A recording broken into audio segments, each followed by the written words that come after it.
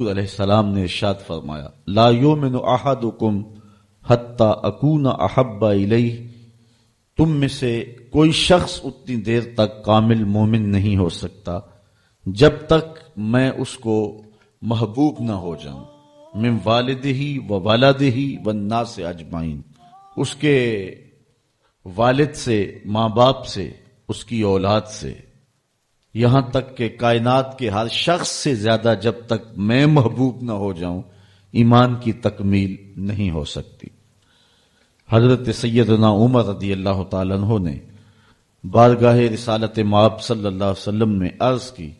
لَأَنْتَ یا رسول اللہ صلی اللہ علیہ وسلم احب الی من کل شیء الا نفسی، حضور آپ مجھے کائنات کی ہر شے سے زیادہ محبوب ہیں، لیکن میں جو اپنی کیفیت پا رہا ہوں وہ آپ کے سامنے رکھ رہا ہوں، مجھے اپنی جان سے زیادہ آپ محبوب نہیں ہیں۔ تو حضور نے ارشاد فرمایا لا والذی نفس بیدہ حتی اکون احب الیک من نفسک، عمر مجھے قسم ہے اس ذات کی جس کے قبضے میں میری جان ہے،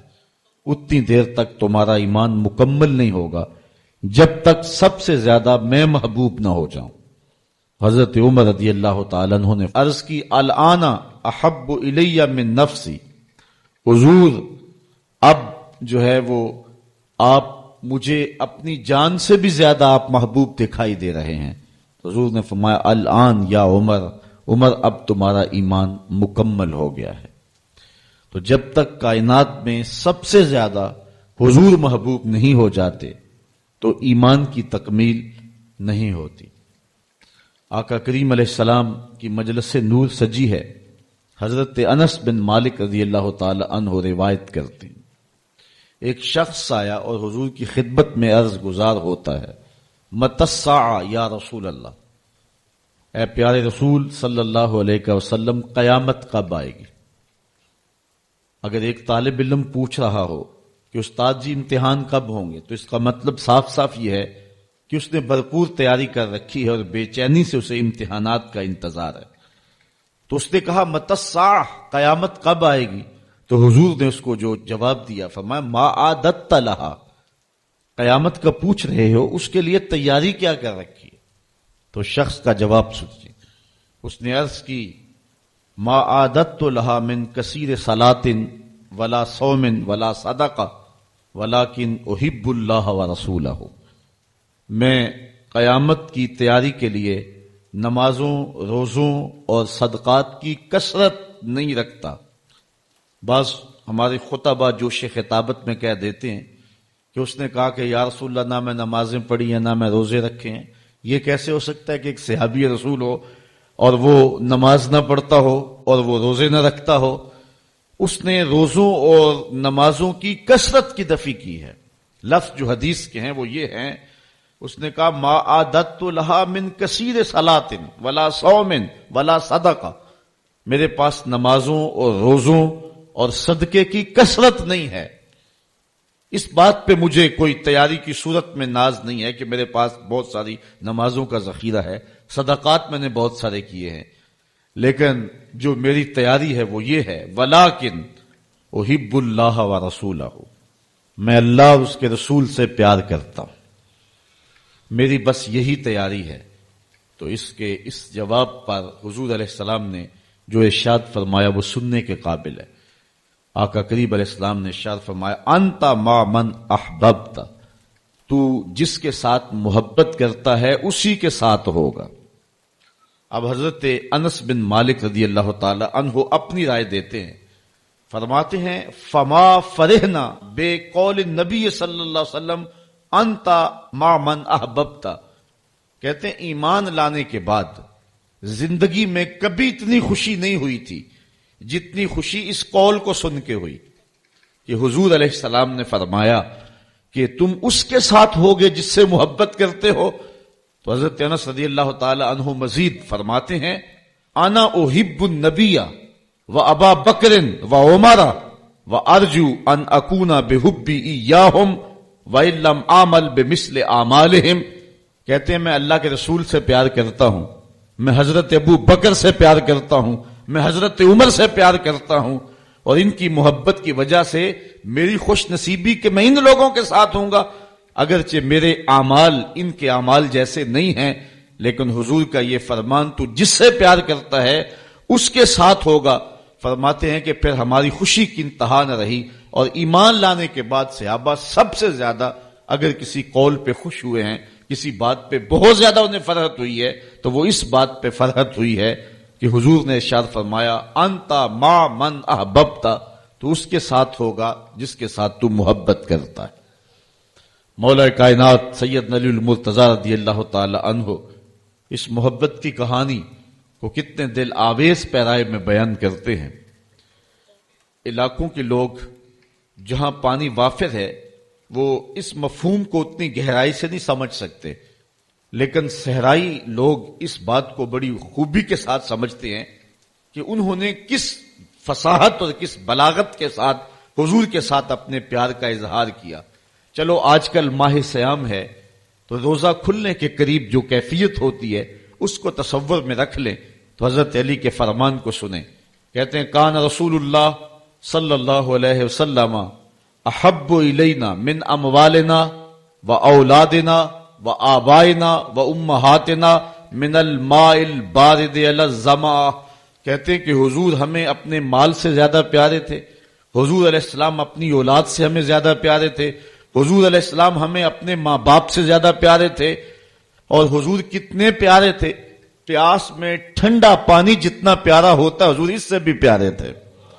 اللہ اکبر، ٹھنڈے پانی کی جو طلب ہوتی ہے اور اس کے لیے دل میں جو رغبتیں اور اس کے لیے جو دل میں خواہشات ہوتی ہیں حضور اس سے بھی پیارے تھے۔ مطلب کیا کہ پیاس میں ٹھنڈا پانی زندگی ہے،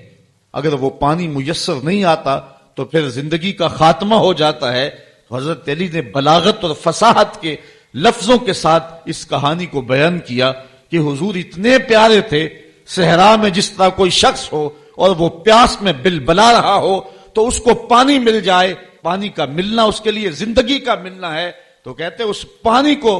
مل کر کے، اس پانی کو دیکھ کر کے، اس پانی کو پی کر کے، حاصل کر کے اتنی مسرت نہیں ملتی تھی جتنی مسرت حضور کا چہرہ دیکھ کے نصیب ہوا کرتی تھی۔ یہ حضور علیہ الصلوۃ والسلام کے پیار کا عالم ہے۔ حضرت عمر بن عاص رضی اللہ تعالیٰ عنہ فرماتے ہیں ما کان احد احب الی من رسول اللہ صلی اللہ علیہ وسلم، کہتے ہیں کہ جتنے حضور ہمیں پیارے تھے کائنات میں اتنا کوئی بھی پیارا نہیں تھا۔ جنگ احد کے موقع پہ آپ جانتے ہیں یہ خبر مشتہر کر دی گئی کہ حضور علیہ السلام کی شہادت ہو گئی۔ ایک انصاری خاتون بھی حضور علیہ السلام کی شہادت کی خبر سن کر کے جو بھی ملتا ہے اسے پوچھتی ہے حضور کا کیا حال ہے۔ کسی نے کہا تیرا باپ شہید ہو گیا، اس نے کہا مجھے سناؤ حضور کا کیا حال ہے۔ پھر آگے گئی تو کسی نے کہا کہ تیرا بھائی شہید ہو گیا، اس نے کہا کہ اللہ نے اس کو اچھا ٹھکانہ دے دیا، مجھے یہ بتاؤ کہ میرے رسول کا کیا حال ہے۔ آگے بڑھی تو کسی نے کہا کہ تیرا شوہر شہید ہو گیا، تو اس نے کہا کہ وہ ایک بہادر شخص تھا اور اس کو شہادت کی منزل مل گئی، مجھے یہ بتاؤ میرے رسول کا کیا حال ہے۔ تو لوگوں نے کہا کہ حضور خیر سے ہیں، تو اس نے کہا کہ مجھے جلدی لے جاؤ حضور کے پاس، میں حضور کا چہرہ دیکھنا چاہتی ہوں۔ جب آقا کریم علیہ الصلوۃ والسلام کو اس نے دیکھا تو اس نے تاریخ ساز جملہ کہا کل مصیبت بعد کا جلل، حضور آپ مل گئے ہیں تو کوئی مصیبت ہی نظر نہیں آتی۔ میرا شوہر چلا گیا، میرا بھائی شہید ہو گیا اور میرا باپ اس جنگ میں شہید کر دیا گیا، لیکن مجھے اس کا کوئی دکھ نہیں ہے، مجھے اس بات کی مسرت ہے کہ آپ خیر سے سلامت ہے۔ تو ہر مصیبت، ہر دکھ اور ہر اذیت جو ہے وہ مجھے گوارا ہے، میرے لیے وہ بہت چھوٹی مصیبت ہے، اور اگر آپ کو نہ پاتی تو یہ میرے لیے ایک بہت بڑی اذیت ہوتی اور ایک بہت بڑا امتحان ہوتا۔ حضور علیہ الصلوۃ والسلام کی محبت کے قصوں میں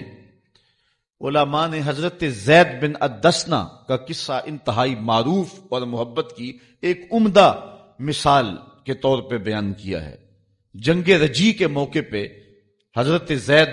بن دسنہ گرفتار کر لیے گئے تھے۔ کافروں نے حضرت زید کو پکڑ لیا اور پکڑ کر کے ان کو جو ہے وہ سولی پہ چڑھا دیا۔ ان کو جلتی ہوئی آگ کے انگاروں کے اندر رکھ دیا، اور پھر ان کو کہا کہ اے زید، اگر تمہاری جگہ تمہارا نبی ہوتا اور تم اپنے اہل و عیال کے ساتھ اپنے گھر میں چین سے بیٹھے ہوتے تو کیسا ہوتا؟ تو حضرت زید نے جو بات کہی وہ سننے کے قابل ہے۔ فرمانے لگے کہ تم یہ بات کہتے ہو کہ میری جگہ وہ ہوتے، مجھے تو یہ بھی گوارا نہیں ہے کہ حضور اپنے دیش میں بھی ہوں اور حضور کے پاؤں میں کانٹا بھی چبھ جائے۔ ابو سفیان اس وقت ابھی اسلام کی دولت سے مالا مال نہیں ہوا تھا، اس نے حضرت زید کے ان جذبوں کو دیکھ کر کے کہ ان کو آگ کے تپتے ہوئے کوئلوں پہ رکھا جا رہا ہے اور اس حالت میں یہ جملہ کہہ رہے ہیں، تو کہنے لگا کہ میں نے بڑے بڑے لوگوں کو دیکھا ہے، لیکن جتنی محبت اصحاب محمد سے کرتے ہیں واللہ کسی کو اتنا پیار کرتے میں نے نہیں دیکھا ہے۔